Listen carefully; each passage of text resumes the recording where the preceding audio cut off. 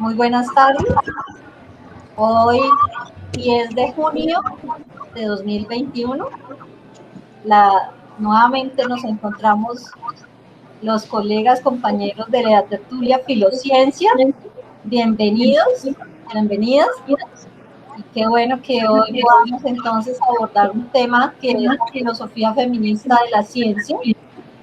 Este texto, pues, como un elemento introductorio, decir que está enfocado en esta visión de la nueva filosofía de la ciencia, la cual tuvo un impacto de carácter crítico sobre conceptos acerca de filosofía de la ciencia que estaban establecidos en la corriente clásica de la filosofía de la ciencia, donde el papel de esta filosofía feminista de la ciencia, al igual que los otros, buscó pues como confrontar estas formas tradicionales que venían, o cuestionar esta visión tradicional que traía la filosofía en cuanto al papel determinante de criterios de lógica, de neutralidad empírica, en cuanto a la visión científica, la idea de progreso continuo y acumulativo, la objetividad científica, la elección racional entre teorías rivales y la distinción entre factores considerados racionales o propiamente científicos, considerados contextuales o externos a la ciencia. Vemos entonces que con esta postura, pues aquí vamos a encontrar algunos elementos que de una u otra manera tienen como base ya algunos aspectos que venían de la filosofía clásica, pero ahora, o de la filosofía de la ciencia en una versión anterior, perdón, y con ello pues hacer una revisión, digámoslo así, crítica, o esa es la intención de estas posturas. En algunos aspectos posiblemente encontremos que no estemos muy identificados o que no le encontremos el criterio que dice tan crítico, pero pues de eso se trata nuestro encuentro, de que pongamos de manifiesto cómo vemos estas posturas que pueden aparecer como inicialmente prometedoras de una visión distinta.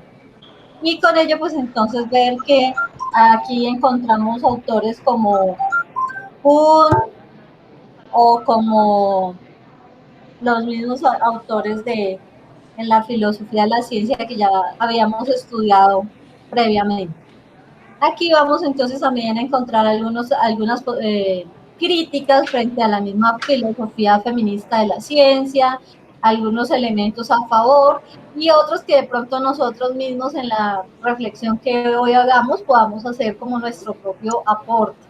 El objetivo es que con ello pues todos podamos participar y que hagamos pues en esta oportunidad cada vez unas intervenciones pues porque hoy nuevamente tenemos un número valioso de asistentes. Entonces, bienvenidos y doy la palabra para quien quiera comenzar a adentrarse directamente en el tema que hoy hemos escogido. Bueno, voy a iniciar el tema señalando que uno encuentra dentro de la literatura algunos textos que hablan de epistemología feminista de la ciencia o epistemología feminista en general, y hay otros textos como el que estuvimos leyendo, filosofía de la ciencia feminista. El asunto de la distinción entre epistemología y filosofía de la ciencia es un asunto de amplitud de los términos, porque tanto la filosofía de la ciencia como la epistemología tratan problemas que son comunes, pero podríamos asociarlo como que el conjunto universal que contiene la mayor cantidad de elementos analizables o estudiables, lo configura la filosofía de la ciencia. Y hay una parte de esa filosofía de la ciencia que se dedica al estudio de los aspectos más técnicos, de cómo se construye el conocimiento científico, de cómo se elaboran las teorías, las relaciones entre la parte teórica y la parte empírica, los problemas metodológicos alrededor de la construcción de conocimiento científico utilizando diversos métodos, el problema de las técnicas, el problema de la carga de teoría que puedan tener los términos observacionales dentro de un proceso de investigación, son problemas que son de análisis netamente epistemológico. Lo que algunos otros dirían son análisis de tipo internalista dentro de la filosofía de la ciencia. En ese sentido, la filosofía de la ciencia tiene unos aspectos mucho más amplios, la epistemología unos aspectos más concretos y específicos. De todas maneras, a lo largo del análisis que hagamos acá en las intervenciones, miraremos hacia dónde apuntan más las elaboraciones que se han realizado con respecto a si hay un énfasis más en la filosofía de la ciencia o hacia los asuntos más epistemológicos, o si hay alguna combinatoria de los dos. Porque por supuesto la filosofía de la ciencia toma, además de los elementos epistemológicos, otros elementos que tienen que ver con la historia, que tienen que ver con las relaciones entre teorías, los problemas de la lógica, los problemas de las lógicas y las teorías, los problemas históricos en la producción de conocimiento científico, el carácter social, político, de la gestión de la ciencia y cosas que son de carácter mucho más amplio y que son de tipo externalista, como le hemos llamado acá en la tertulia.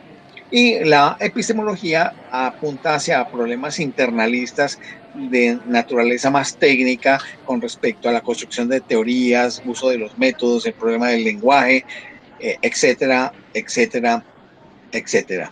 Yo quisiera pues con ello pues abrir la puerta para que este texto de la Universidad de Buenos Aires lo pongamos a dialogar entre todos nosotros.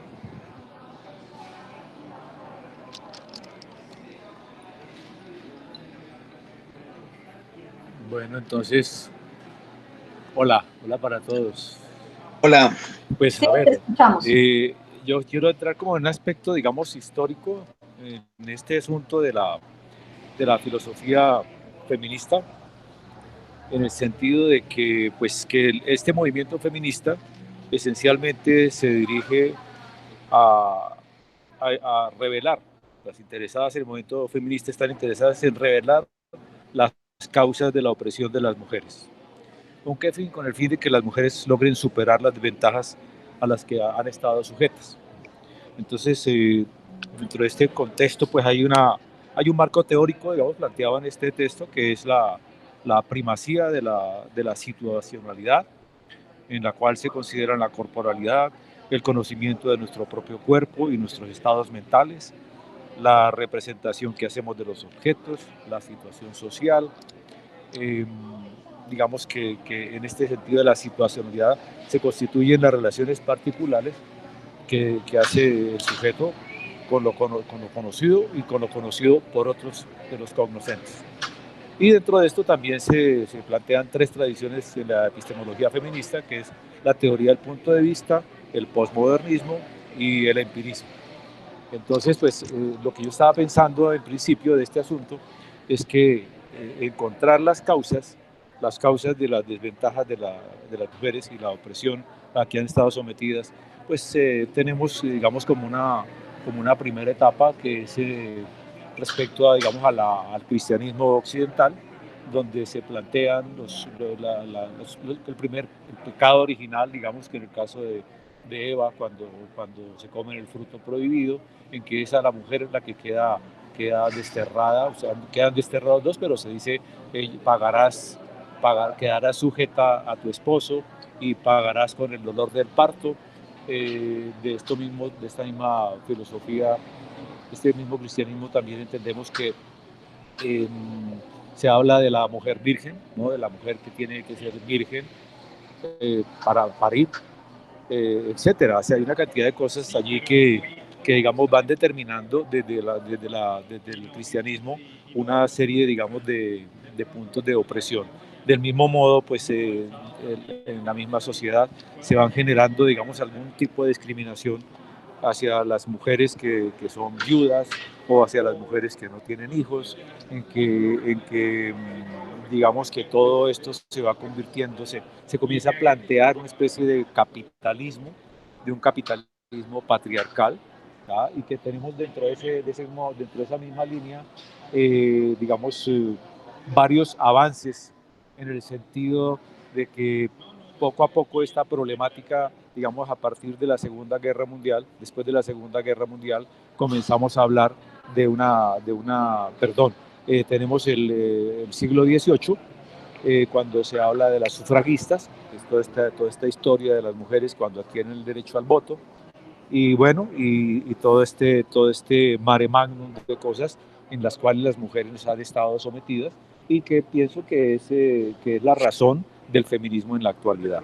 De ese mismo modo hay un feminismo, digamos, radical, que parece que es el que tenemos en estos momentos. El feminismo de alguna forma se convierte en un tema central en los días de hoy, se habla mucho del feminismo y pues, ¿qué más te digo? Sí, de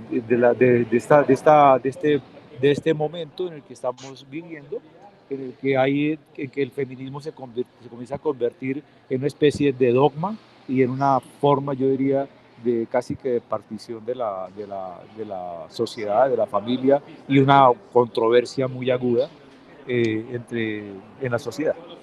Eso es más o menos como mi introducción.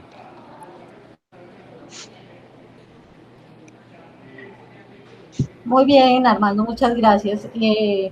Con esta introducción, ¿alguien quiere de pronto hacer como un aporte, una apelación, alguna observación para que dar la palabra? Yo hice mi cuadrito. Ah, bien, Estela, y si nos lo quieres compartir también. Ok, a ver.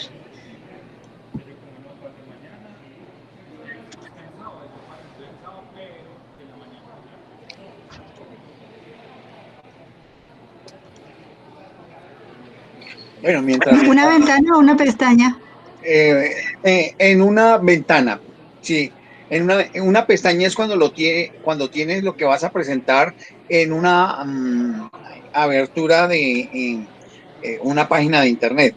Ahí está, ahí está. Bueno. Ahí está. Ahí está el documento del artículo, si no estoy mal. Sí, eso fue mientras iba leyendo. Bueno, de hecho tuve que leerlo 5 veces y no entendí. Para mí fue un poco complicado porque pues yo tenía como referencia la parte de la teoría sociológica de la teoría feminista contemporánea de George Ritzer. Entonces, pues yo me di cuenta después que eran dos cosas totalmente nada que ver. Y pues me pegué una confundida terrible. Entonces me puse Estelita, ¿me permites una interpelación muy breve sí, claro. justamente con respecto a eso? Es que por esa razón es necesario que aquí precisemos que no estamos hablando del feminismo. Aquí estamos hablando de filosofía de la ciencia feminista o de epistemología feminista. Y tú tienes razón al decir que te encontraste con esto y es una cosa totalmente diferente Sí. de lo que tú conocías en sociología, que también se diferencia de lo que dijo Armando, porque Armando fue una introducción general al problema del feminismo como idea política o filosófica, pero aquí estamos hablando de la perspectiva de construcción de conocimiento científico desde el feminismo como filosofía de la ciencia. Entonces, esa es como la distinción. Sigue, Estelita. Pues entonces la primera vez que lo leí no entendí nada. Entonces lo que decidí hacer es, mientras hacía mis labores, le puse a la computadora que leyera. Y leyó 5 veces y seguía sin entender. Dije yo, me sentaré a hacer mi cuadrito. Entonces, pues bueno, esto fue lo que hice, ¿no? Tomé los títulos y tratando de llevar el hilo conductor, pues está la primera parte, que es una variante de la crítica epistemológica contemporánea, la filosofía feminista, y ahí nombra a Elizabeth Anderson. En cuanto al punto de de la primacía de la situacionalidad, habla de la corporalidad, que es cuando habla de la parte del cuerpo, el conocimiento proveniente de nuestro propio cuerpo, de nuestros estados mentales, la representación que hacemos de los objetos y la situación social. Y ahí era donde yo trataba de enlazar lo que yo sabía con lo que estaba viendo.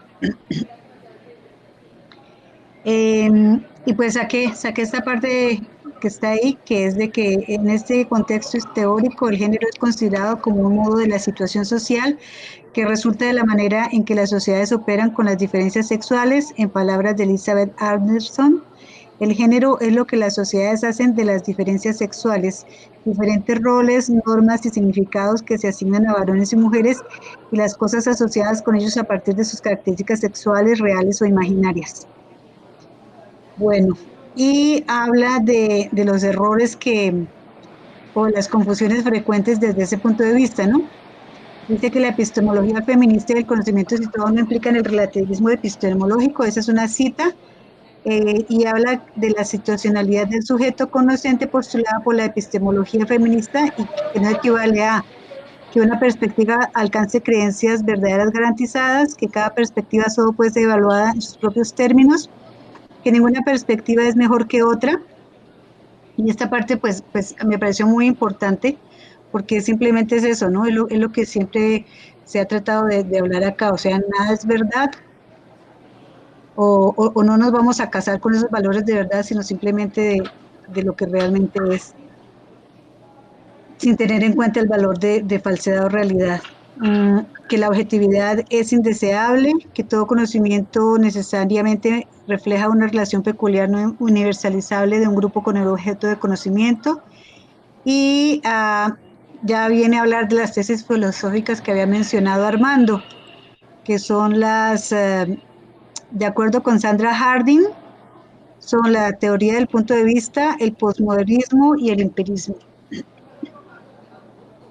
Entonces, dice aquí unos apuntecitos del párrafo. Dice, la perspectiva de los grupos desfavorecidos, las mujeres constituirían uno de tales grupos epistémicamente superior a los grupos dominantes, cuando se trata de estudiar los fenómenos sociales y políticos que involucran. Entonces, cuando llega este enunciado, me confundí muchísimo, muchísimo, porque si desde el punto de vista ellas están relegadas, pero yo seguía desde la óptica sociológica, ¿no? Si están relegadas, pues es lo que menos tienen es conocimiento, porque el acceso a la información, el acceso a la educación y el acceso al trabajo siempre están blindados por un techo de cristal, que es lo que se llama así en feminismo. Es un techo invisible, pero que nunca las deja llegar a pasar a más de, o como diría Bourdieu, un numerus clausus.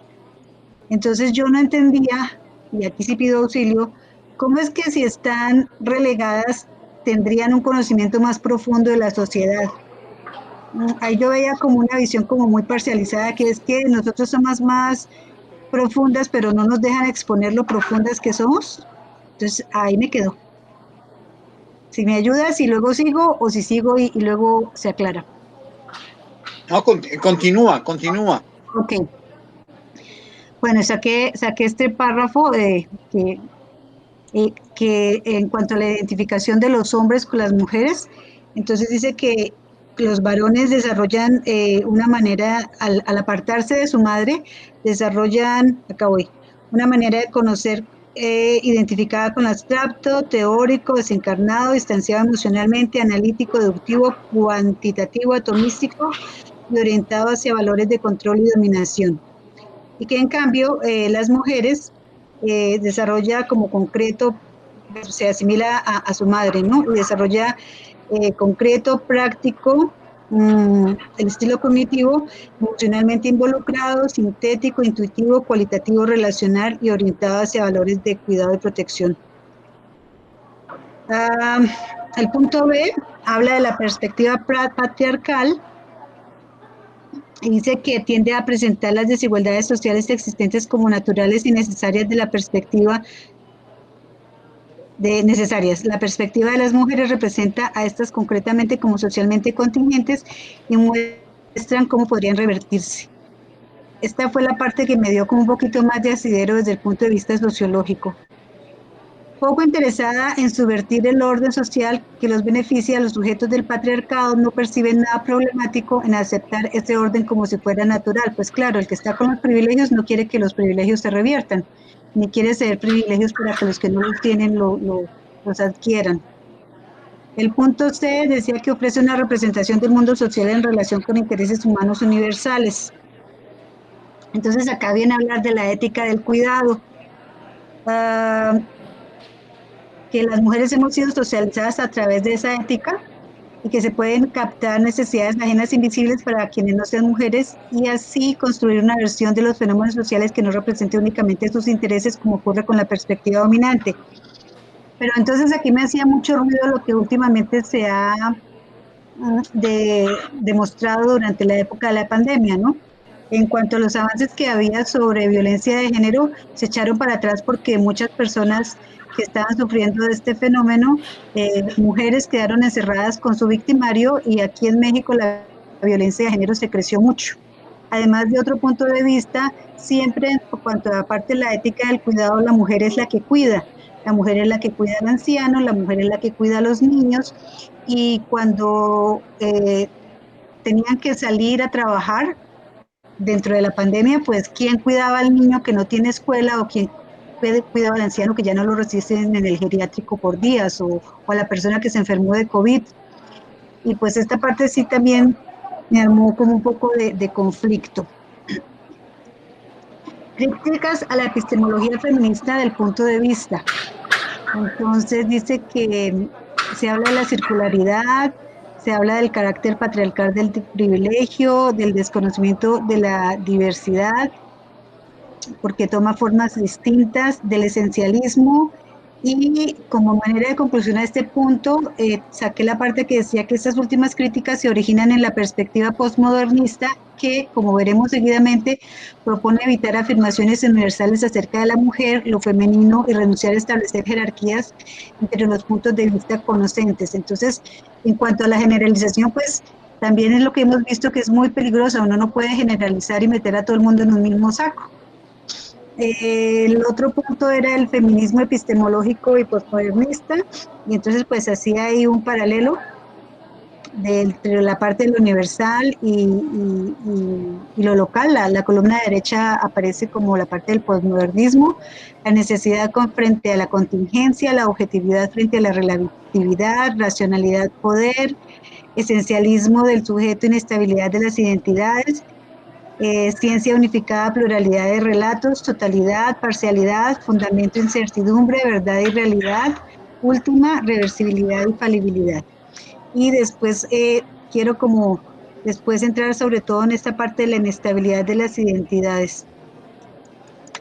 Críticas al feminismo postmodernista, el empirismo feminista, las críticas, dice que estos empiristas modernistas no consideran que la experiencia pueda escribirse en términos de observaciones neutrales y contrariamente adoptan la tesis de carga teórica de la observación. Esta tesis conduce al empirismo feminista a afirmar que no hay un lenguaje puramente observacional ni una observación sin una carga teórica.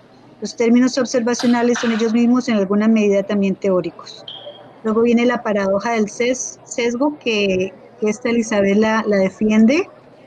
Dice que es algo aparente y luego viene la paradoja de la construcción social. Luego los títulos que seguían son la parte de las intervenciones críticas de las epistemologías feministas, la exclusión y la marginación, aplicaciones sexistas, teorías sexistas y la estereotipia sexista, haciendo la aclaración de que una cosa es género y otra cosa es sexo. Ciencia feminista, científico feminista del estilo cognitivo femenino, actualidad de la epistemología feminista, el pluralismo, la idea de que no hay una versión completa y única que pueda dar cuenta de la realidad, sino que existen múltiples teorías que capturan distintos aspectos. La B es la situacionalidad y la C, rechazo a la pretensión tradicional de establecer normas de validación o justificación de teorías que fueran universales e independientes del contexto de la investigación. En cuanto a lo de la inestabilidad de las identidades, pues ahí sí me confunde mucho con la teoría de género, porque pues como ya había visto, está la parte de sexo masculino y femenino y el género que es una construcción social, pero genéticamente también se da caso del hermafroditismo y de personas que pueden tener cromosomas X y cromosomas Y en su cuerpo. Entonces, pues no es tan bilateral como se pudiera pensar de femenino y masculino, que es quizás la generalización, pero no es la totalidad, porque hay a ver, ¿qué palabra uso para no usar femenino?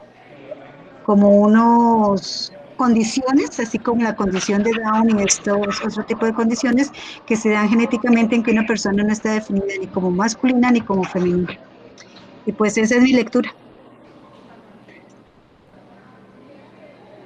Bueno, no sé si eh, vuelves a repetir la confusión que tenías. ¿Cuál? O sea, que ¿La dijiste última? que si continuabas o que parabas ahí. Ah, fue la primera parte, a ver, déjame ver. Sí, señora. Mm,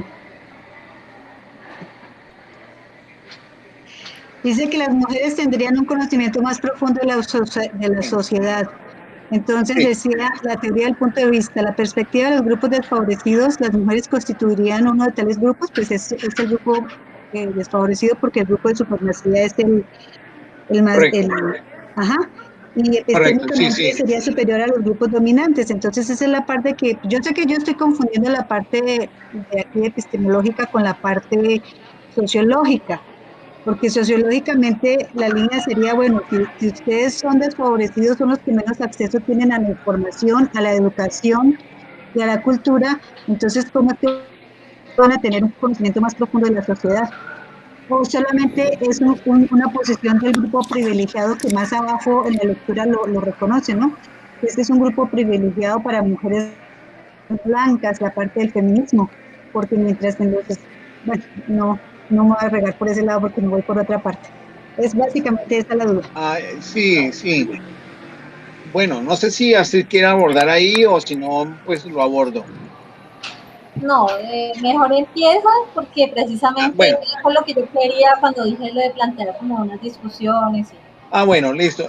Primero que todo, la teoría del punto de vista es una teoría que viene de las posiciones más clásicas derivadas del pensamiento feminista que se fue estableciendo desde el siglo XVIII, XIX, y que va configurándose para en el siglo XX mirar el problema de la producción de conocimiento científico. Voy a insistirlo, aquí el énfasis lo hacemos es en relación a la producción de conocimiento científico. Entonces, en la teoría del punto de vista, el énfasis se observa, de acuerdo con la descripción que se hace en el documento, que según lo señala Anderson, las mujeres tendrían un conocimiento más profundo de la sociedad y esto enfoca la producción de conocimiento en las ciencias sociales. Es indudable.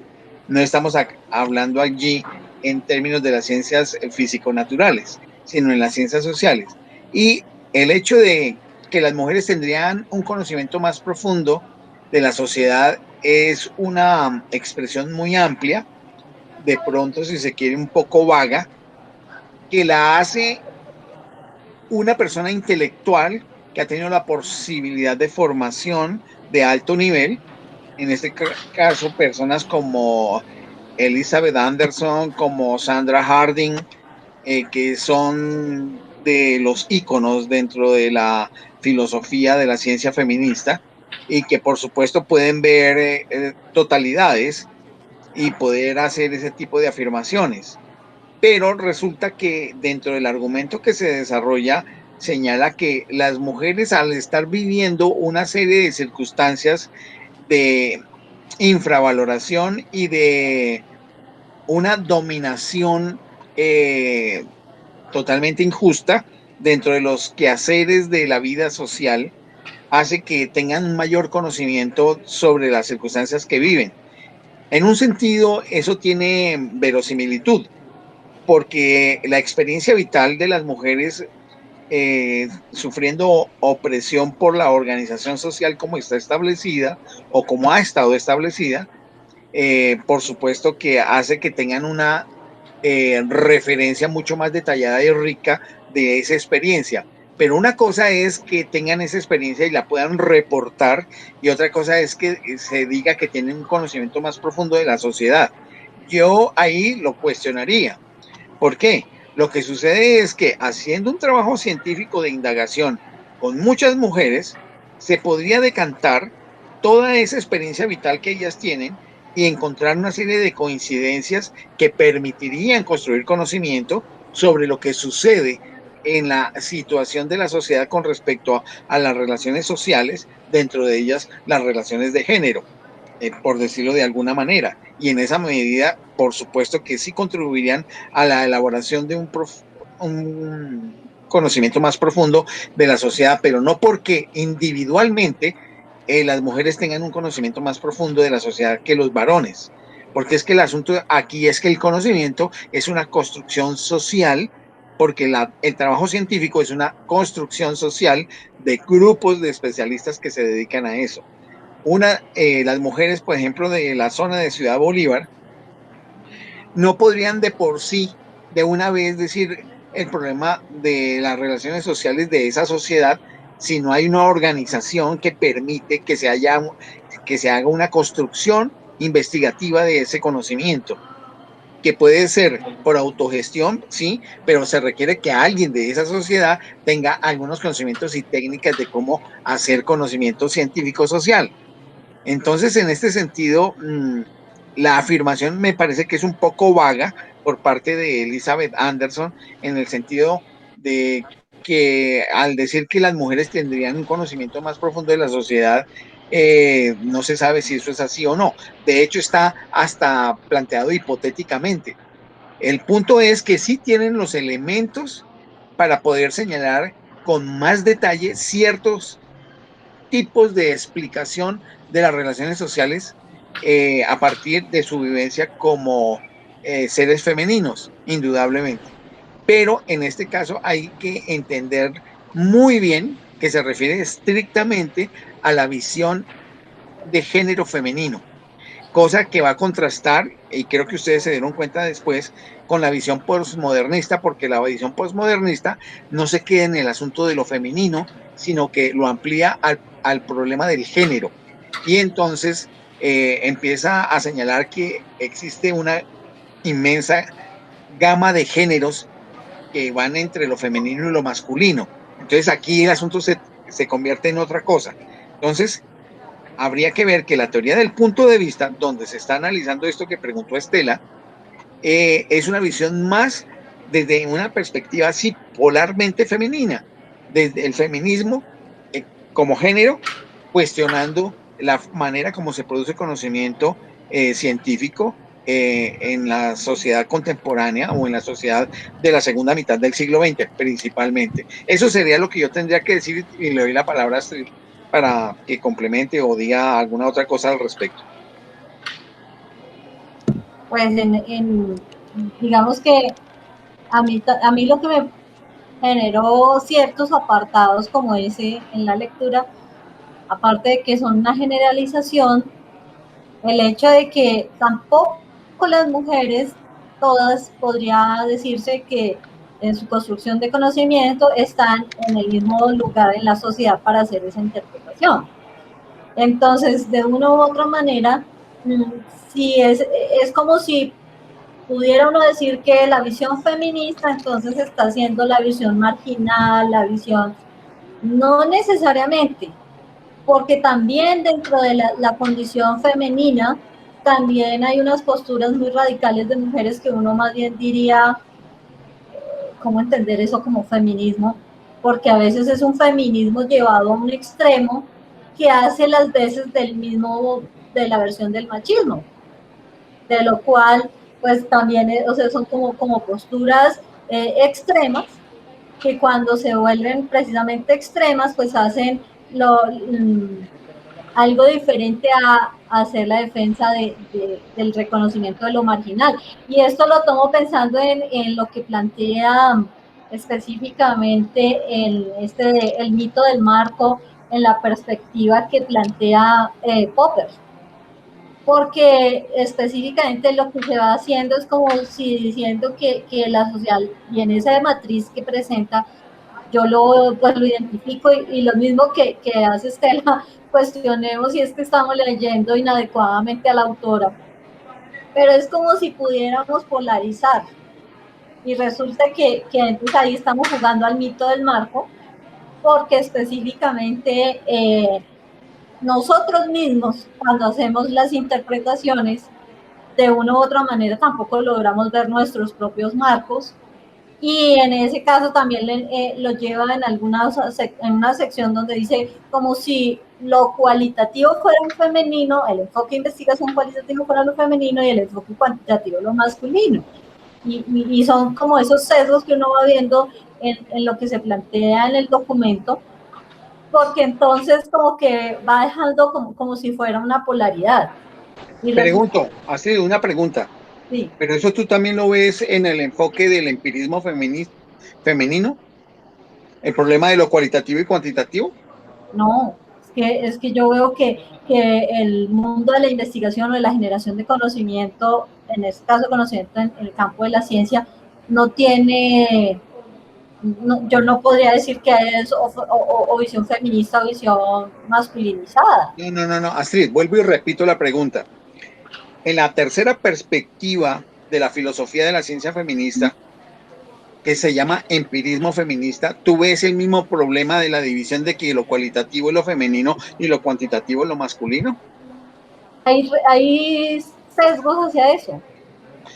En la perspectiva empirista, Sí, dice, Astrid, por entonces, ejemplo, mire, la crítica, en la paradoja del sesgo. Entonces, en la paradoja de construcción social. Esos son los que plantea. no, Astrid, vuelvo y repito la pregunta específica.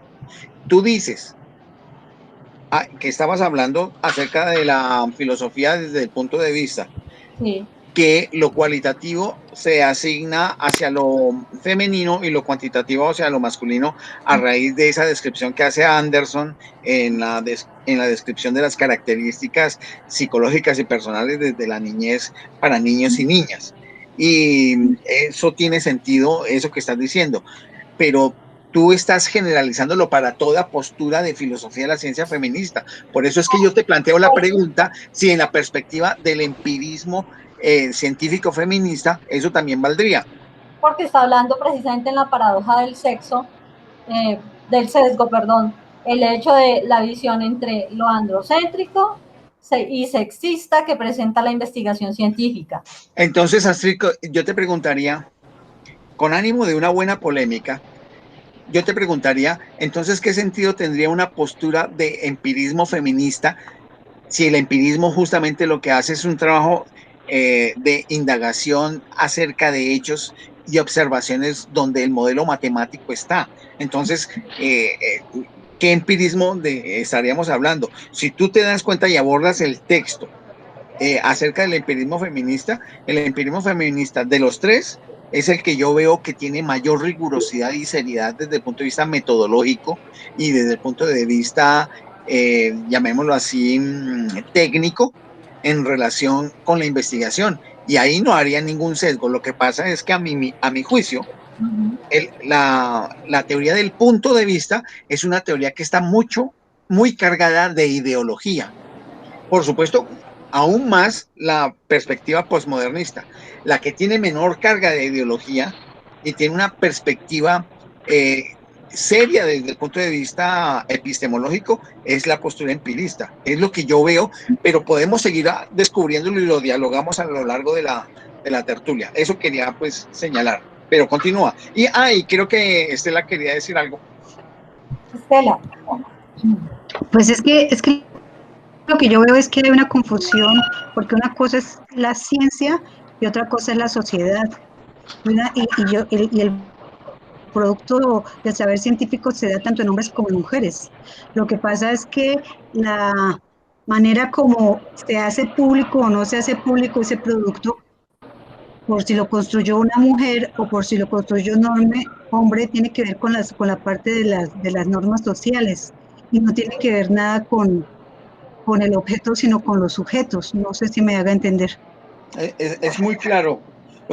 Lo que tú dices es muy claro y Ah, eso se ahí. notaba mucho en el siglo XX, en la primera mitad del siglo XX, pero después cuando la ciencia se convirtió en una industria, ya no se hablan de científicos individuales, sino de grupos de científicos que pueden estar conformados por hombres y por mujeres, aunque la mayor parte de las veces van a ser ejércitos de hombres y algunas pocas mujeres. Eso valdría también la pena señalar.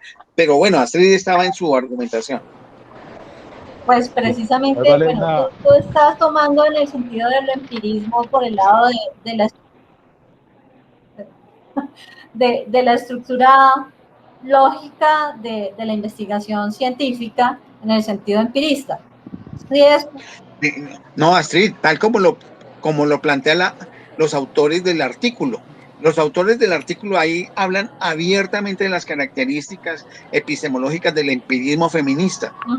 Yo no estoy hablando del empirismo en general, el empirismo feminista del cual habla el y artículo. que A eso me presenta, refiero. exacto, y que plantea dos paradojas, la paradoja del sesgo y la paradoja de la construcción social. En la paradoja del sesgo, Pero ya como crítica, Astrid. sí, Yo no estoy hablando de la crítica, sino del planteamiento que defiende ese empirismo. estoy viendo un asunto ahí que me parece bien interesante y que fue mencionado hace un momento por Francisco. O sea, para mí este documento está cargado de ideología.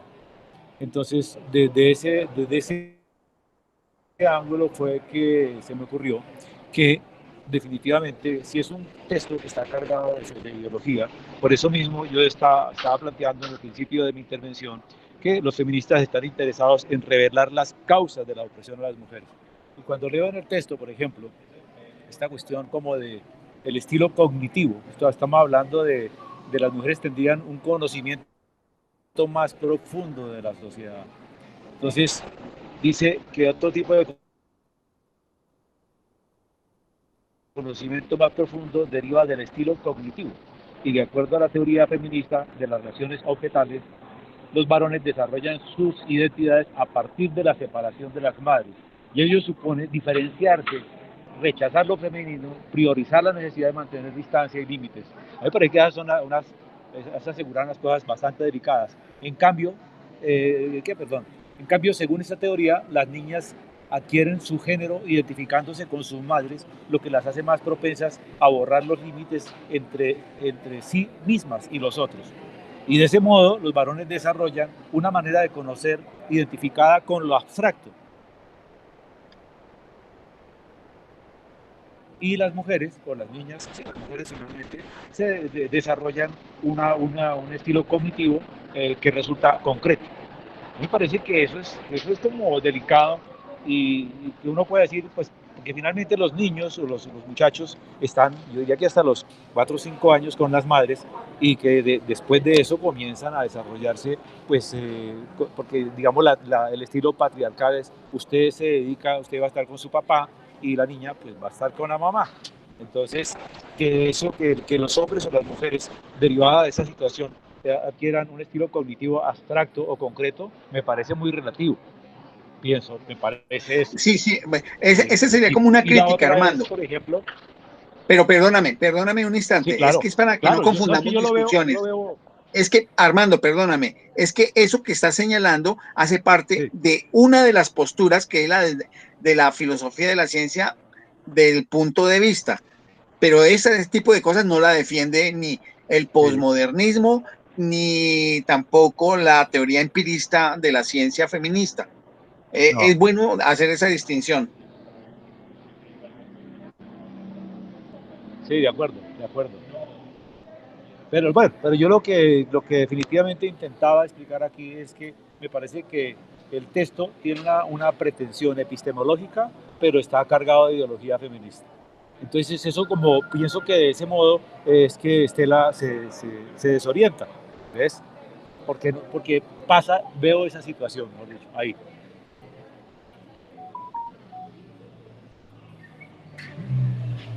¿Aló? Sí, ¿Aló, sí, aló? sí, se te está Ah, escuchando, sí. bueno, Bueno, pues no si, sé si Astrid estaba si alguien, desarrollando también una idea. quiere seguir redondeando el tema. Pues precisamente yendo a lo, pues en el asunto del empirismo feminista, y sí ahí está haciendo mención a unos elementos de la lógica en cuanto a, bueno, en cuanto a teorías, métodos.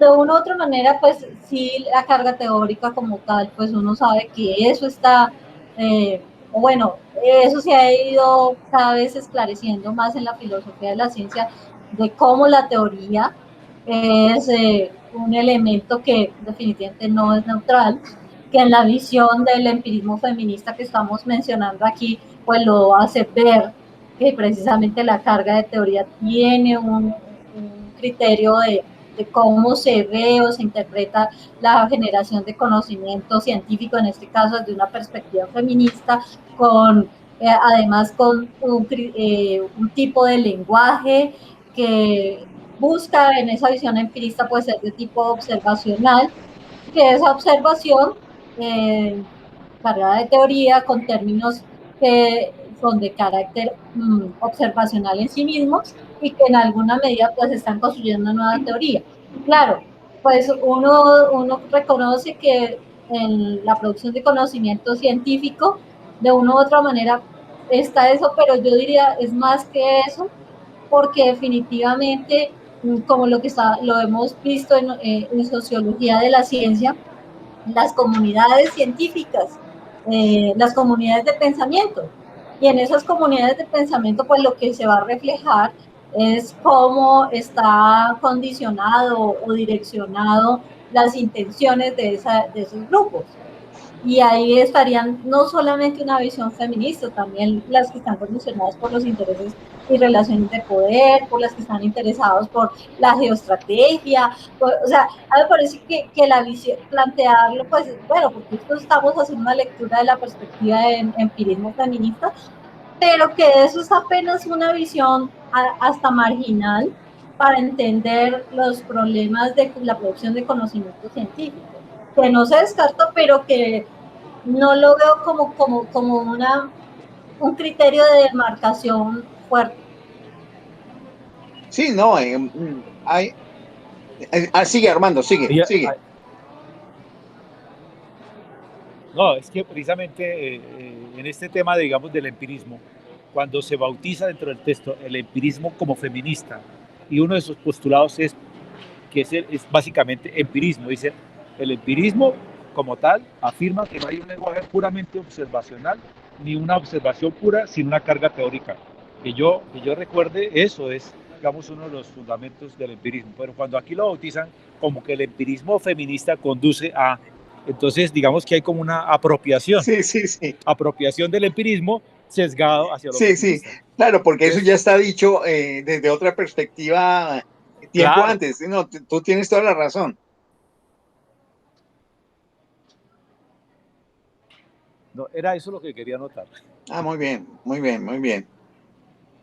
Hay algo que, pues voy a tomarme la palabra aquí para algo que es de tipo gordo, llamémoslo así, y sumamente etéreo y confuso. Es el feminismo epistemológico posmodernista, que hoy por hoy es el que más, llamémoslo así, carga y popularidad tiene eh, en todos los órdenes, en todos los órdenes, porque la visión del punto de vista es una visión como primigenia, iniciática, muy cargada de elementos universales metafísicos, y este otro es una segunda vertiente, llamémoslo así, que, que a diferencia de la del punto de vista, en esta perspectiva posmodernista del feminismo epistemológico, que la identidad de los sujetos cognoscentes siempre será inestable y que será, es decir, contingente, que puede aparecer y desaparecer, y que por lo tanto, dada la situacionalidad, ellos llaman así, del conocimiento, este resulta ser también de tipo contextual y cambiante, por lo tanto no se puede afirmar nada como fijo. Y esto es bien interesante porque si ustedes se dan cuenta con esto que estoy señalando, de una vez esto conduce al relativismo. En esta perspectiva, pues la cual está basada en unos eh, autores que ya hemos tocado acá, como Michel Foucault, Jacques Lacan, François Lyotard, se caracteriza que el conocimiento es una construcción discursiva. Escuchen bien, una construcción discursiva, o sea, una construcción del lenguaje, y que está constituida por múltiples perspectivas. Entonces es como un lenguajear, como un hablar, y cada una de esas perspectivas es relativa y ninguna puede representar a la realidad objetivamente. Entonces esto conduce a una situación de nihilismo, de no creer en absolutamente nada y que simplemente son carretazos, llamémoslo así, historias, historietas, narraciones. Ellos hablan mucho del concepto de narración. Dicen que la realidad misma, según se considera, se presenta como una construcción discursiva, o sea que la realidad realmente es en mero uso del lenguaje y no es posible conocerla tal cual es. Esto un poco en el sentido agnóstico, lo reconozco, pero señalando que la realidad es construida socialmente a través del lenguaje. Entonces, no es esperable alcanzar una teoría científica unificada que capture. Ellos señalan que la verdad total acerca del mundo. Primero que todo, ahí se ve en la perspectiva de la epistemología posmodernista, del feminismo, una ignorancia de la historia de la filosofía de la ciencia y de la historia de la ciencia misma. Yo voy a insistir en este foro una vez más, como lo he hecho en otros foros, de que las ciencias no producen verdades. Ese concepto de verdad que deviene de la filosofía metafísica no es posible. ¿Por qué razón? Porque la actividad científica es una actividad que se va haciendo a través de exploración mediante el ejercicio de métodos y técnicas que están configuradas también dentro del marco del ensayo y el error, y que por lo tanto históricamente lo que se van haciendo es produciendo hipótesis que intentan explicar cómo funciona cierto sector del mundo y se consigue establecer algún tipo de explicación de cómo funciona y que eso tiene una vigencia hasta cuando aparezca una hipótesis que después experimentalmente pueda demostrar con mayor comprobación que tiene una capacidad explicativa mejor que la anterior, lo cual hace que las teorías sean consideradas falibles. Por lo tanto, si son falibles, no son verdades, sino que son aproximaciones explicativas que pueden catalogarse, por ejemplo, de verosímiles o que tienen ciertos niveles de certeza o que tienen, mucho mejor decirlo, niveles de adecuación a los resultados empíricos. Y eso implicaría que no es posible hablar de verdad en ciencia. De ahí que el feminismo epistemológico posmodernista está supremamente desfasado cuando habla de que no se puede alcanzar una teoría única que capture la verdad acerca del mundo, porque es que verdad no se puede dar. Ahora, lo que sí puede ser cierto es que no se puede alcanzar una teoría científica que lo explique todo, pero no en términos de verdad. Entonces, el asunto es que relativiza esto para decir que todas las teorías científicas son meros relatos.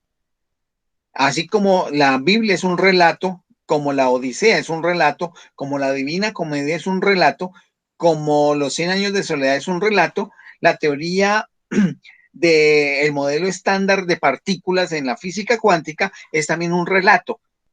Y cuando nosotros colocamos, por ejemplo, ese tipo de elementos de conocimientos o de discursos, por decirlo de alguna manera, donde la teoría del modelo estándar de partículas, la teoría de la relatividad, la teoría electromagnética es equiparable al relato de García Márquez o al relato de por ejemplo, Bernard Shaw, o por ejemplo, los relatos de Shakespeare, estamos llegando a unas circunstancias de relativismo que son insostenibles. ¿Por qué razón?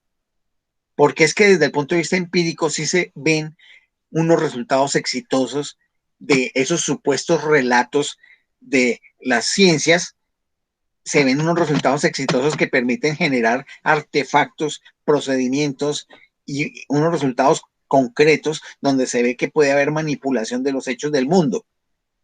Entonces no se puede hacer una comparación del mismo nivel, y esa es una de las grandes falencias que tiene esta perspectiva de la ciencia, de la filosofía de la ciencia feminista de carácter modernista.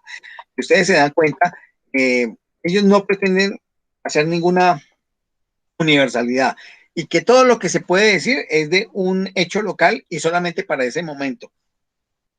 Aquí se pegan mucho de ese concepto nominalista de carácter inmanente y emergente, de que las cosas suceden y suceden una vez y uno solamente podrá decir eso. Entonces no le da la posibilidad de que puedan haber ciertos niveles de generalidad en los conocimientos. Y eso no es cierto, porque sí existe. Por ejemplo, los cuerpos en la época de Isaac Newton caían, y si uno se colocaba debajo de una pared y alguien tiraba un ladrillo, le escalabraban la cabeza, como hoy sigue sucediendo. Entonces, no, hay ciertos tipos de cosas que sí tienen una propensión a mantenerse en el tiempo y poder decirse que en esa época funcionaban y también funcionan ahora. Entonces no se puede decir que los conocimientos simplemente son locales. Por lo tanto, podríamos decir que la gravedad, la gravedad terrestre, que tiene una explicación en términos matemáticos y de prueba experimental, tiene sentido y no es simplemente un asunto local y que ya pasó, como otras cosas que sí pueden suceder. En relación con la necesidad, que es un vínculo de la causalidad, el posmodernismo lo niega y señala que simplemente existen contingencia. La contingencia es simplemente que las cosas ocurren por azar, no porque haya estructuras predeterminadas. Y eso tampoco se puede señalar así, porque se ha encontrado, sobre todo después del siglo XIX, cuando se formuló la mecánica estadística por parte de Boltzmann, que si no hay una causalidad directa en los fenómenos de la física, por lo menos sí hay unas tendencias de propensión que se miden estadísticamente, donde la mayor parte de las veces un fenómeno que acontece entre dos variables, uno influye en la otra, y de esa manera estadísticamente se puede decir que ahí hay una relación. O sea que no es mera contingencia, sino que sí hay unos niveles, no digamos de necesidad, porque la necesidad es una relación uno a uno, pero sí una relación de veces que ocurre un evento con respecto a otro evento, en una relación supuestamente de causa-efecto, que aquí no sería de causa-efecto, sino de relación antecedente-consecuente de tipo probabilístico. En relación con que el posmodernismo señala que la relatividad de las cosas se da porque nada se puede asegurar, hay un criterio que es el criterio de la objetividad, pero no la objetividad desde la perspectiva del empirismo o el positivismo lógico clásicos, sino que la objetividad es el consenso de la interacción entre las comunidades científicas para acordar que determinado tipo de fenómeno funciona de tal manera y da tal resultado. A eso se refiere la objetividad, no a un asunto de que es que haya sucedido una cosa y yo puedo decir que haya sucedido y simplemente lo puedo replicar, y eso es la objetividad como clásicamente se tenía. El asunto de la replicabilidad de los fenómenos con experimentos se sigue dando dentro de las comunidades científicas, pero la determinación de un saber científico y su caracterización de que existe como tal es habida cuenta del acuerdo que se hace dentro de la comunidad científica, que no todas las veces están en total acuerdo, y hay muchas veces se gana por mayoría, incluso votando sobre determinado tipo de decisión. que eso es como funcionan las academias. Las academias funcionan de esa manera y por eso pueden haber en un momento determinado teorías que sean contrapuestas y dos teorías que estén pugnando una con la otra. En relación con la situación del sujeto, de que hay un sujeto epistémico en sentido metafísico y en relación con que los sujetos cambian como las veletas, pues también hay una diferencia. El sujeto metafísico, que es muy propio del punto de vista de la filosofía de la ciencia, desde el punto de vista feminista, contrasta con la inestabilidad de las identidades propias del posmodernismo, donde hoy soy, pero mañana no soy, y entonces hoy entiendo así, pero mañana entiendo de esta otra manera. Eso tampoco puede ser así, porque hay ciertas regularidades que se pueden probar probabilísticamente, que hacen que, oh, no, las cosas sí tienen cierto orden, o si no el mundo sería un total caos. Y entonces es interesante ver cómo hay una proliferación hacia la búsqueda del caos, la justificación del caos y la imposibilidad del conocimiento dentro de la perspectiva posmodernista. Ya para mí eso es profundamente pretencioso, es ideológicamente perverso, pero hay mucho de eso en cosas que están sucediendo en los últimos tiempos en América Latina con los grupos sociales que protestan. Ese tipo de cosas. Pero bueno, no quiero irme por ese lado. La imposibilidad de asumir totalidades con respecto a que solamente se pueden ver los asuntos parciales. Aunque es cierto que se pueden ver los asuntos parciales porque tienen una especificidad, eso no significa que no puedan haber unas características que se puedan identificar en totalidades. Y por supuesto, las verdades y realidades últimas de corte metafísico, pues eso no se puede obtener, no se puede captar. Desde Kant se planteó eso. El hecho de la revisabilidad y factibilidad de la falibilidad de las teorías científicas, en eso me parece que sí es válido lo que señala la visión posmodernista, pero es que esa es una característica que las ciencias desde los últimos 5 siglos han venido teniendo en relación con la explicación de los hechos del mundo. Entonces, me parece que estos elementos característicos de la epistemología posmodernista feminista era necesario explicar para señalar qué trampas, qué venenos y qué también bondades pudiera tener. Me detengo ahí.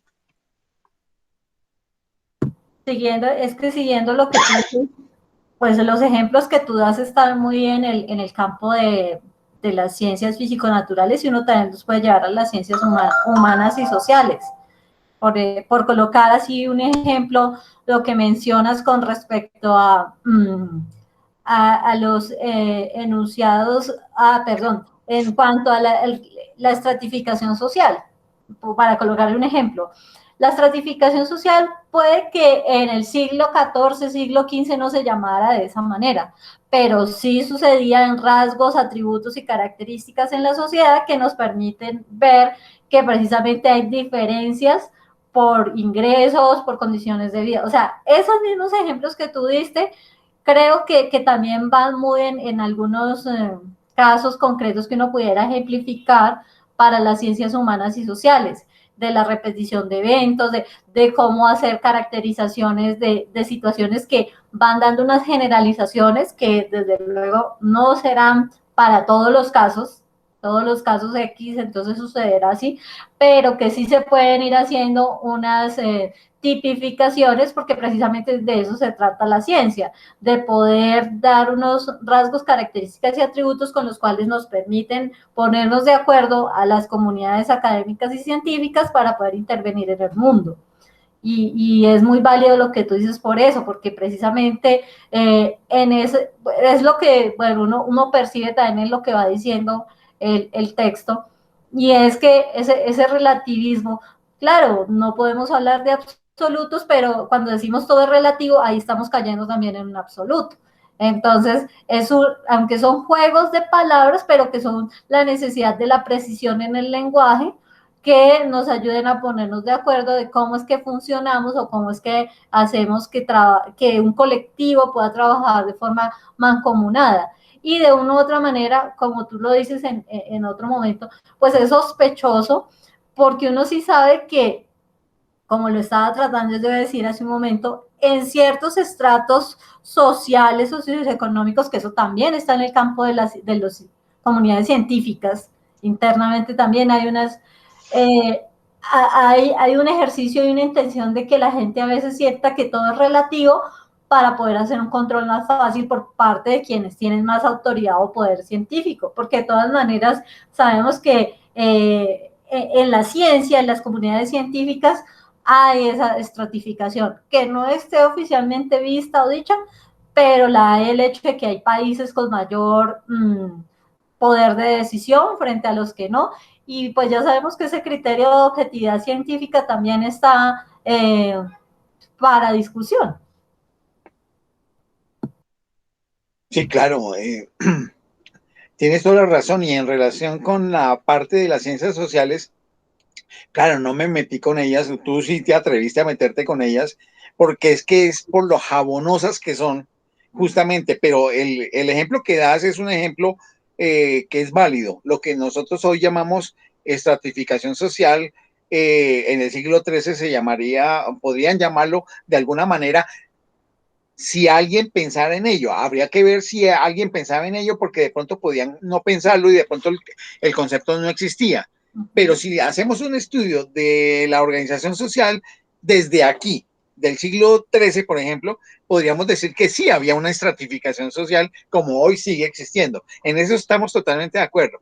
Ahora, siguiendo la idea Foucaultiana de la arqueología del saber, es posible que si lo hiciéramos con el pensamiento de esa época, de pronto no encontramos nada, porque para ellos era simplemente el orden divino y ya. Pero en el otro sentido que tú estás diciendo, estoy totalmente de acuerdo. El asunto es que la debilidad y la jabonosidad de las ciencias humanas y sociales hace que a veces uno no pueda ejemplificar lo mejor posible, pero lo que tú colocaste tiene sentido, Astrid.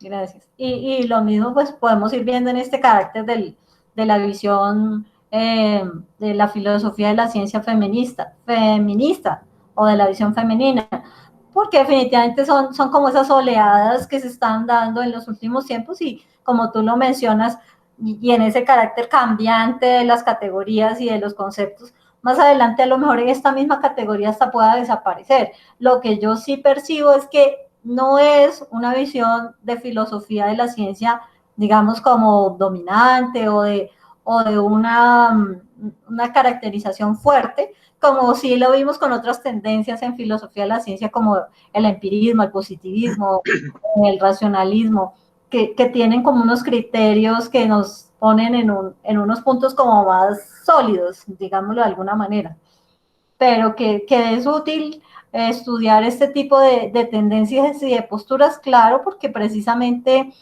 con lo que estamos viviendo a partir de la experiencia de la pandemia, pues también se dejan ver cosas que están dichas en estas posturas y que quedan reflejadas en los hechos mismos de la vida cotidiana o de la experiencia científica. Claro, ahí ahora me acuerdo de unas críticas que también se plantean para este feminismo posmodernista con respecto a la ciencia.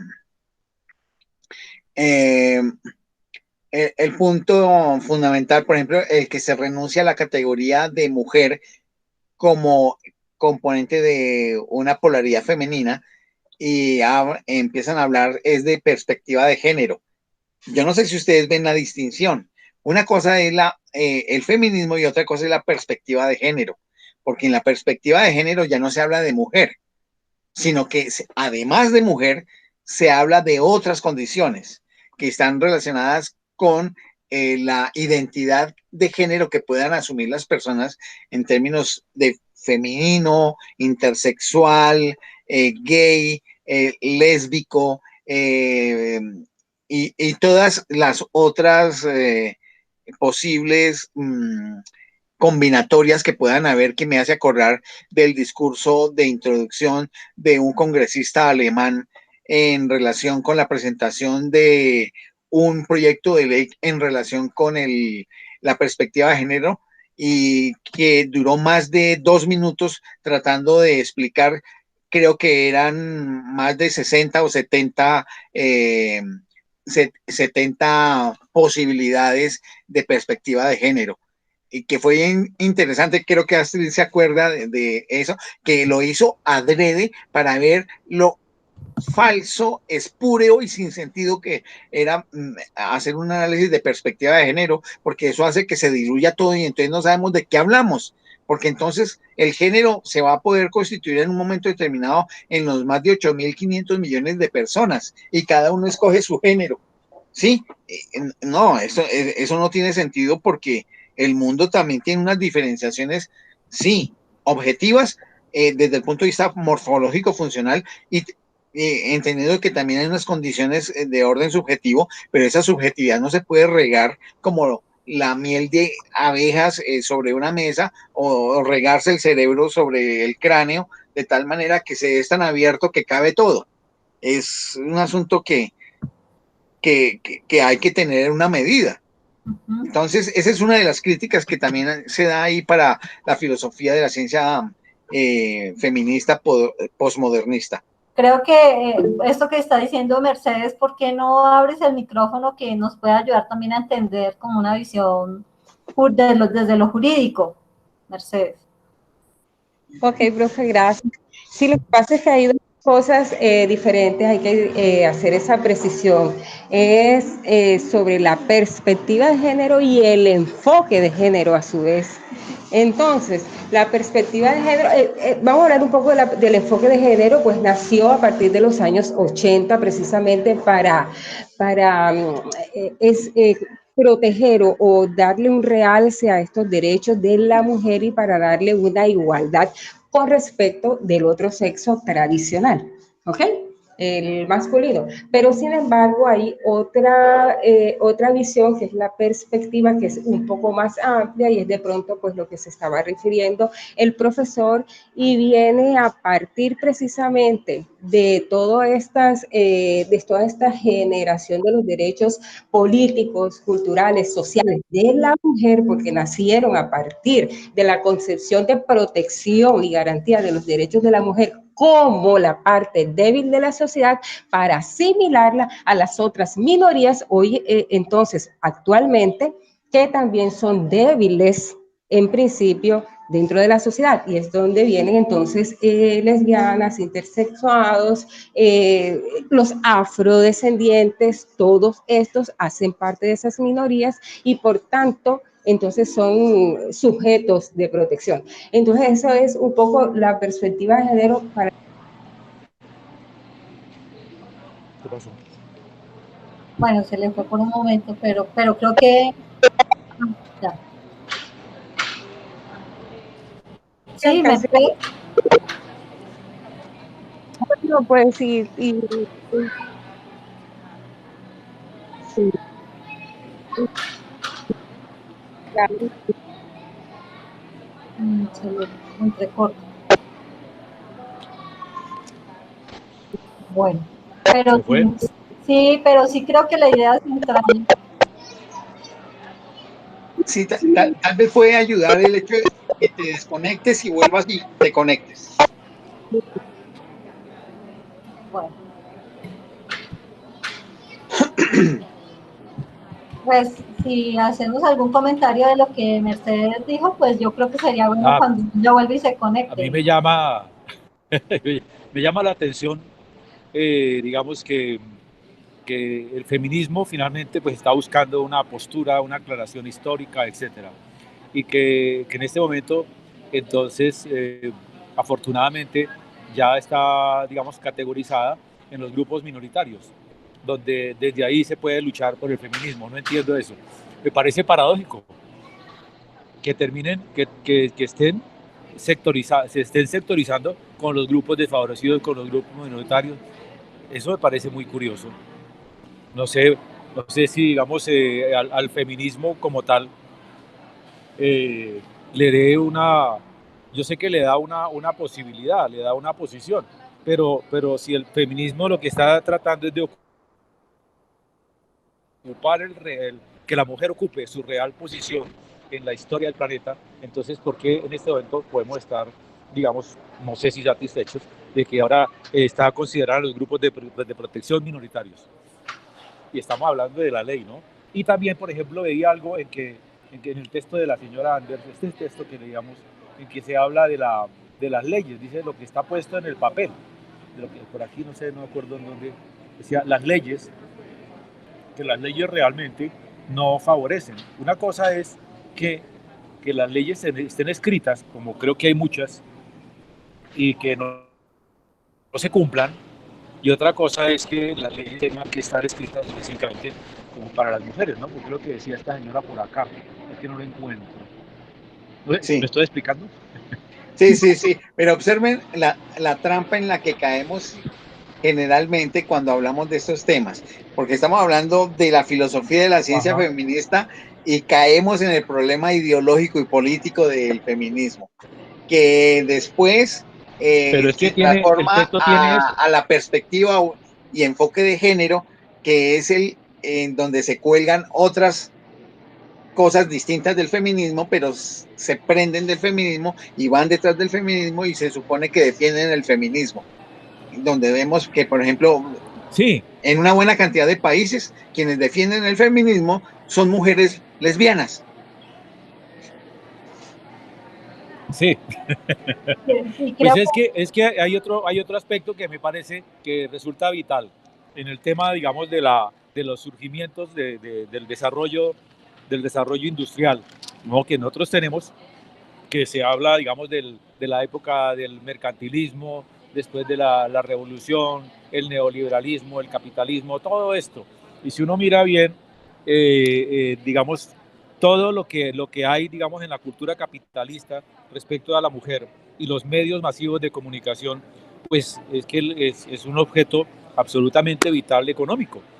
Y entonces ahí viene todo temas como la moda, eh, bueno, cosas como así, ¿no? Y la mujer como producto, esto también lo vemos también en el cine, historias para mujeres, en fin, todas estas, digamos, sectorizaciones y categorizaciones que se van dando con la mujer, pues finalmente dan un gran rendimiento económico. Entonces, volvemos un poquitico como a lo mismo, si es realmente solamente un asunto de orden patriarcal o es que dentro del orden patriarcal se encuentra una mina con la cual se puede producir mucho dinero.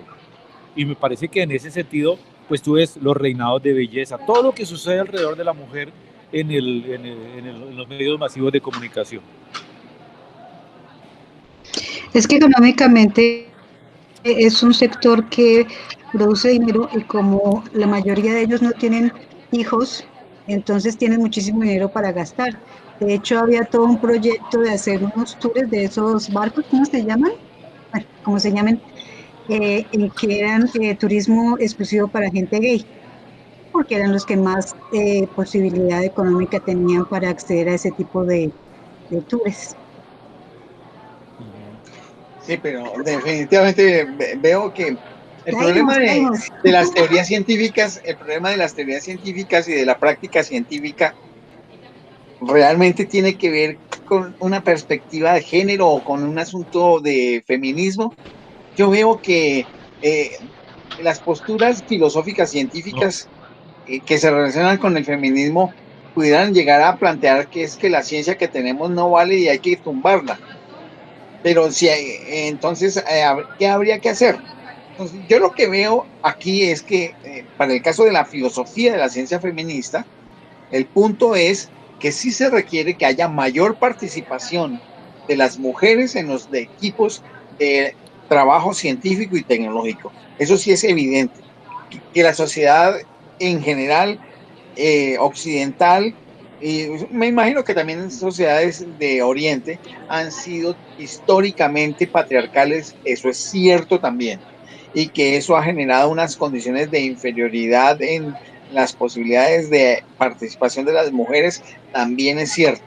Entonces lo que se requiere es un perfeccionamiento en la capacidad de participación, de oportunidades, y no oportunidades simplemente dadas por leyes, aunque las leyes sirven, sino también de el ofrecimiento y el auspicio para que las niñas y los niños en igual proporción libremente accedan a formas de producir, de conocer, de tal manera que haya un mayor equilibrio en múltiples campos y que tampoco se signe que, por ejemplo, ciertas áreas que siempre han ocupado las mujeres no puedan también ser ocupadas por los hombres, porque es que también ese es un sino que se establece, y es que haya mayor participación tanto de hombres como de mujeres en distintos ámbitos.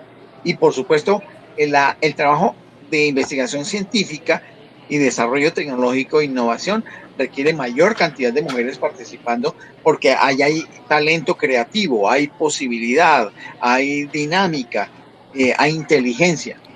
Es lo como yo veo el asunto.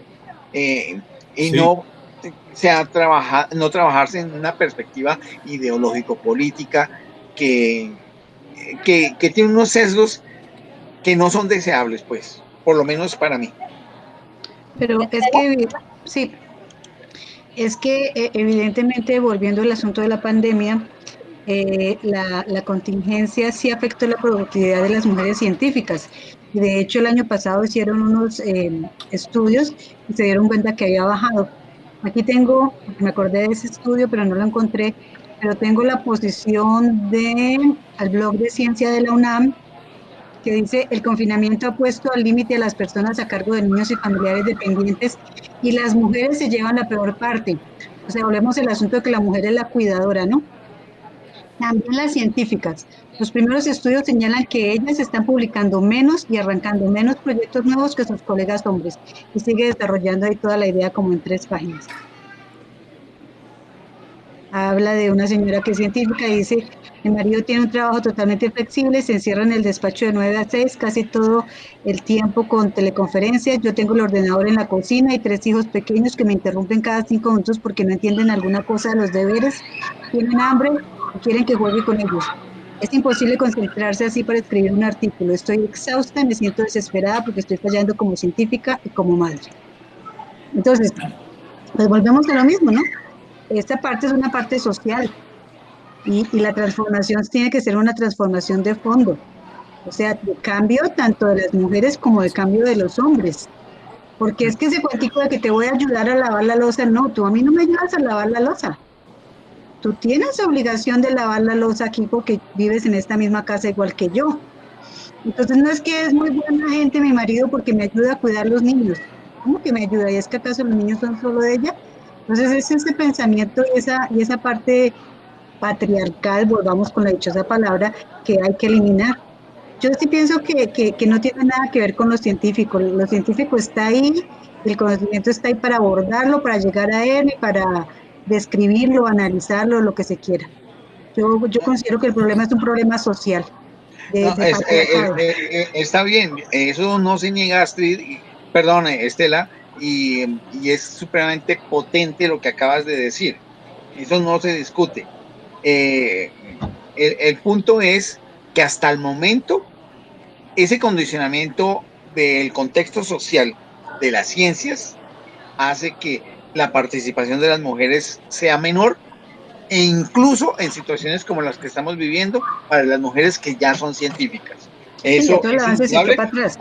por lo que tú está señalando. Creo que eso es muy claro, y eso sí es un asunto que hay que rescatar tremendamente acá para entender que el problema de la participación de las mujeres en la actividad científica es un asunto que no está por el hecho de que no las dejen entrar a los gremios, ni a los laboratorios, ni a las universidades, simplemente porque son mujeres, sino porque hay una forma de organización y dinámica social desde el núcleo familiar que hace que las mujeres tiendan a tener cierto tipo de trabajos porque históricamente se estableció así, y que algunos consideran que eso es natural y otros consideran que eso tiene que ser revertible, como lo señala muy bien Estela. desde el ámbito científico. Estoy recordando un poco el tema que planteabas tú de lo cualitativo y lo cuantitativo. Y hay un asunto acá que dice que el estilo cognitivo femenino conduce probablemente a teorías más verdaderas. Eso también me llama la atención. Y los partidarios de esta corriente sostienen que la ciencia feminista debe apoyarse en una metodología especial femenina basada en la idea de que existen dos estilos cognitivos propios, uno masculino y otro femenino. Y desde esta perspectiva, la ciencia feminista debe basarse en la preferencia, lo que mencionábamos arriba, la preferencia de lo concreto sobre lo abstracto. ¿Solo por qué? Porque la mujer vive pegada a la madre, y entonces ella tiene más vivencias más vivencias y tiene más conocimiento de lo concreto. Entonces, eso hace que se eviten generalizaciones acerca de las mujeres para centrarse en la riqueza y particularidad de las vidas de cada una y concebir a la realidad como compuesta por relaciones en lugar de por individuos. Los métodos deberían tener como eje la intuición, el compromiso emocional y otros factores asociados con la sensibilidad femenina, como preferencia por los rasgos cualitativos por encima de los cuantitativos. Entonces, eso dice que lo que plantea aquí es eso, ¿no? Que en realidad yo pienso en este momento, pues sí, para la ciencia es muy importante la intuición femenina. Entonces, para los hombres sería ¿qué? Como el sexto sentido, ¿qué? O sea, veo que esa es una diferencia que no me resulta, digamos, en línea con lo que realmente llamamos el desarrollo científico. O sea, creo que la ciencia finalmente, si uno mira a Madame Curie y todas estas mujeres, finalmente ellas tienen un producto intelectual, tienen un producto científico y no necesariamente para su momento estábamos hablando de que había que ser feministas, de que estaban marginadas, etcétera. Estaban marginadas obviamente por aspectos económicos, porque para ese momento pues era muy curioso que una mujer resultara con unos avances científicos de esas magnitudes, etcétera. Pero aquí lo que está planteando en este texto es que la intuición y ese sentido de que la mujer tiene más conocimiento de lo concreto, pues no sé, yo no sabría, eso es una pregunta que lanzo ahí, a ver tú qué opinas, o qué opinan ahí. No, realmente, Armando, tienes razón al señalar eso que propone Anderson, pero lo que hace Anderson es simplemente ser una notaria de plantear las tres perspectivas, y esta corresponde a la perspectiva del punto de vista. La perspectiva del punto de vista es una perspectiva que defienden muchas pensadoras a lo largo de la segunda mitad del siglo XX, filósofas de la ciencia, pero esa perspectiva está, a mi juicio, en desuso porque es indudable que hay una serie de contenidos de la perspectiva del punto de vista que han sido refutadas y han sido criticadas por otras tendencias en filosofía feminista de la ciencia. Ejemplo de ello es las críticas que señaló el posmodernismo a esa perspectiva del punto de vista. Y por supuesto, si uno ve la perspectiva feminista del empirismo en la ciencia, es una perspectiva que es mucho más cercana a los modelos tradicionales de la historia de la filosofía de la ciencia, porque sí corresponden al rigor, a los criterios de demarcación, a los criterios de tipo técnico, empírico, de cómo debe hacerse ciencia, pero utilizando pues las mujeres como protagonista.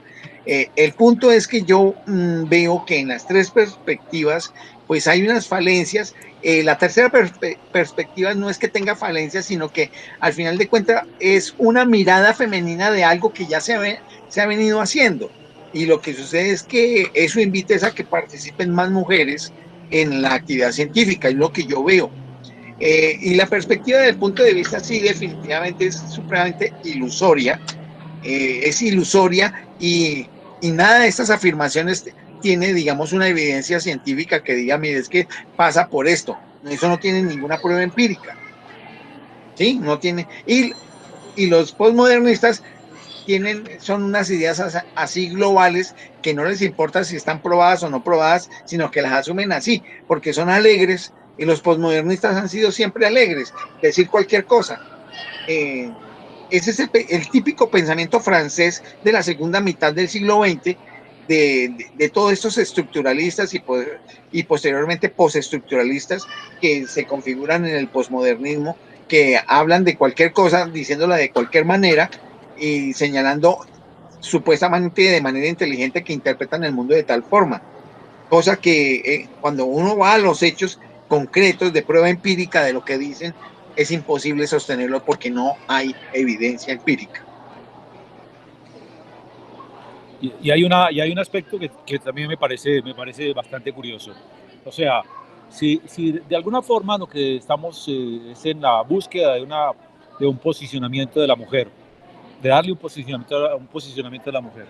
Cuando se genera un texto como este, donde se plantea que la epistemología del punto de vista, la epistemología del empirismo y la epistemología posmodernista continúan vigentes, a mí me parece que eso es como meter la carne en el asador. Metamos toda esta carne en el asador, que en eso se va a armar un miércolero allá para que se discuta, ¿no?, del feminismo. Pero realmente lo que tú estás diciendo, lo que estás diciendo en este momento, o sea, se va traduciendo en confusión y en conflicto, y esos conflictos pues van a derivar pues digamos en una descomposición social, en unas controversias que realmente no conducen a nada, porque no hay claridad y la mujer va a seguir patinando en esas, o sea, se vuelve como en una cuestión de recurso político para conseguir componentes de todos los sectores, ¿no? Y bueno, y con los votos que consigamos de la onda gay, el ala derecha, de la izquierda,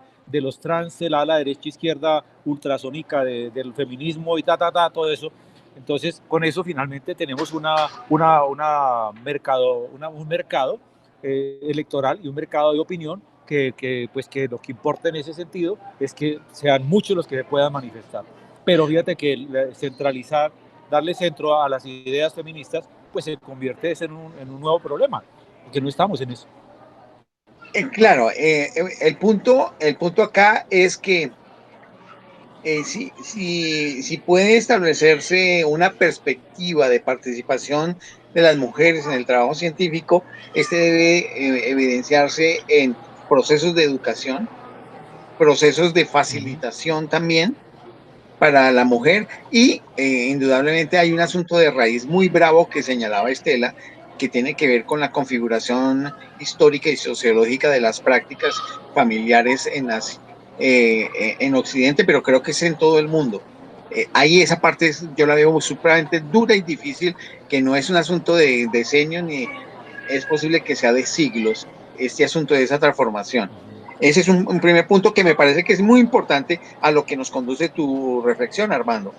Y lo otro es que definitivamente esa visión de polarización hacia lo femenino, que no lo lideran mujeres, sino mujeres gay y mujeres trans y trans masculinos también, y otros tipos de intersexualidades, llamémoslo así, nos puede llevar hasta circunstancias de que en algún tiempo pudiera aparecer una epistemología de los drag queen. La drag queen epistemology, por ejemplo. Es que por eso es que necesitamos también en estos términos de la filosofía de la ciencia ser muy serios, porque es que se han metido cosas que no tienen un mayor sentido, y realmente uno no sabe a qué obedece. Cuando yo esté viendo que hay a través de los auspiciadores de la epistemología feminista, de la ciencia, ya sea teorías en cualquier área científica que sean avaladas a nivel internacional, que sean reconocidas como válidas como elemento explicativo, o que haya patentes, registros de propiedad intelectual, un producto de una actividad consciente de epistemologías de tipo feminista, pues mis respetos, y ahí hablamos. Pero ahora simplemente es una alaraca intelectual que se ha venido dando en el mundo occidental y que ha pelechado aquí en América Latina. Es lo que yo veo. Ahí entraría, con base en lo que estoy diciendo, un criterio como el de Cartwright en cuanto al éxito de la producción científica, pues que se demuestre el éxito de esos productos, de lo que están generando, y eso que sí permita generar la discusión, de tal manera que, digamos que lo que se asuma, lo que se produzca, más bien sea por términos de resultados, pero no por una cuestión ideologizada, porque ya lo hemos dicho hoy en la tertulia. Esto lo que más bien hace es, de una manera intencionada, fraccionar a la sociedad, y entre más fraccionadas, no sé, miren lo que nos está pasando. Y eso lo que lleva es a que en Río Revuelto, ganancia de pescadores, y sale perdiendo precisamente ese sector de la sociedad que estamos diciendo que es el sector débil.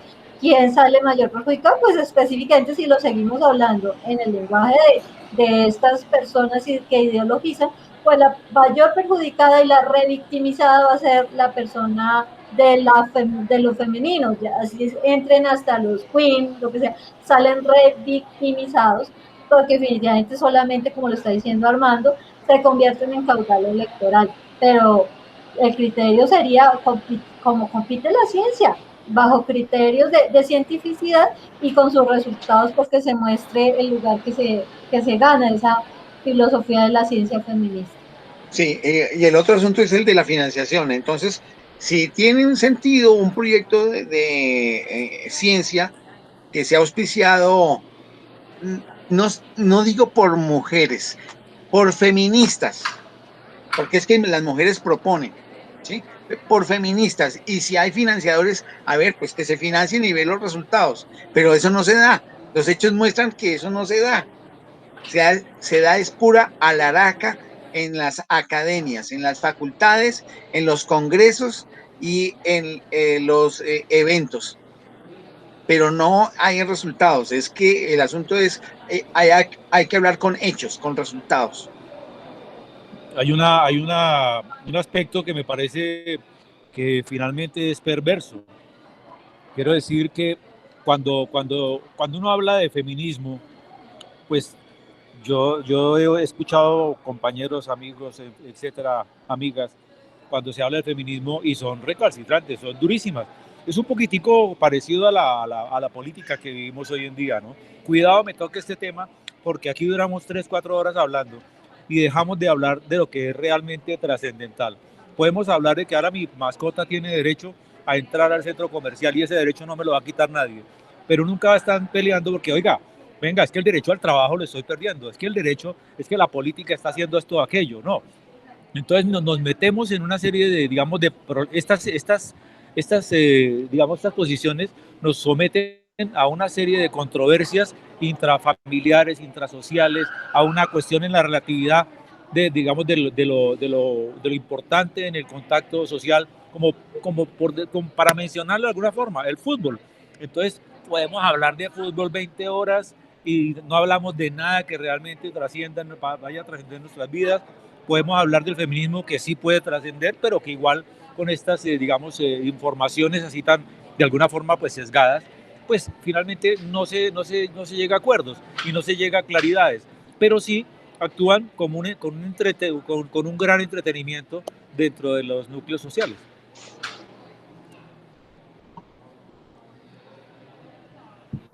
Bueno, no sé si en este caso, Roberto, que hoy no le hemos dado participación, pues porque se ha ido dando el desarrollo de la tertulia, quiera hacer alguna intervención antes de que Astrid, no, yo estaba escuchando, veo la variedad de posturas y también cierta incertidumbre que dejan los resultados con respecto a lo que es propiamente la filosofía de la ciencia feminista. Entonces, sí es muy válido lo conversado, las presentaciones que se han hecho, y al relacionarlo yo acá con mi país, lo que he notado es que ahora en esta futura elección de intendentes, concejales que va a haber muy pronto, han aparecido candidatas, señoras candidatas que antes no habían. O sea, hay una especie de posicionamiento también de, de la mujer en busca de posiciones políticas de decisión, como puede ser una municipalidad, como puede ser una concejalía. Eso es lo que yo acá estoy viendo. Ahora, no ha habido así un debate que clarifique, etcétera, etcétera, sino sencillamente como una costumbre que va cambiando y que ahora vamos a ver si el electorado le da la posición a estas nuevas figuras que entran en la política local. Muchas gracias. Gracias, Robert. Bueno, pues si les parece, voy haciendo como una síntesis de lo que hoy hemos ido discutiendo o dialogando, y es ver cómo definitivamente pues esta filosofía de la ciencia en la perspectiva feminista también, al igual que otras posturas como ya lo vimos, tiene unos desarrollos de orden mm, histórico, digámoslo, pues a pesar de que es de un corto tiempo que se tiene información al respecto, que cada una de ellas pues también se van viendo como elementos o criterios que pueden ayudar a seguir dando la reflexión, que además una de las cosas clave que se nota es que hay como un traslapamiento de la visión política sobre una visión filosófico-científica, y eso es lo que a veces también dificulta poder hacer esa diferenciación en cuanto a producción de conocimiento científico-filosófico con respecto a cómo está cooptado por las visiones culturales de la cultura política. Y cómo también esta lectura y esta perspectiva que nos presenta la autora, pues nos ayuda también a entender que dentro del desarrollo de la historia de la ciudad de la ciencia, pues esta es una visión, digámoslo así, marginal en la filosofía de la ciencia, pero que también nos permite llevarlo a otros campos de discusión o dentro de otros debates que han emergido en la filosofía de la ciencia, que son útiles también para poner en evidencia cómo es que se dan digamos, como criterios de demarcación o cómo se dan los debates al interior de cada uno de estos círculos académicos, y que muy seguramente, pues, en la medida que también vamos buscando más elementos, nos permite tener una mayor precisión y claridad. Entonces, pues esto es solo como un abrebocas para que también podamos hacer una diferenciación entre lo que es la parte ideologizada que ha sido atrapada por el carácter político frente a lo que es una filosofía de la ciencia en la perspectiva feminista. No sé si Francisco quieras agregar. Sí, Astrid, es indudable que aquí lo que hemos tenido es, por supuesto, solamente una pincelada muy general que se presentó desde la perspectiva de el docente de la Universidad de Buenos Aires, y por supuesto hay unos íconos como Sandra Harding, que es muy seria, está Susan Hack, que también es muy seria, muy profunda, son filósofas de la ciencia muy duras y profundas, que tienen mucho para decir. Hay obras de ellas que atacan ciertos problemas que son muy profundos de la ontología y de la epistemología, con problemas sociológicos en la producción científica, que por supuesto van más allá de lo que hoy tratamos. Pero habida cuenta de el propósito que tenemos aquí, pues lo planteamos en esa perspectiva más genérica y más liviana que lo que se podría haber afrontado si se toma, por ejemplo, a Harding. Muy bien, no sé si alguno de Mercedes, Armando, Estela quisieran decir, o al mismo Roberto, si es el caso, alguna palabra así de cierre. ¿No? Bueno. Listo, entonces cerramos la grabación. la grabación.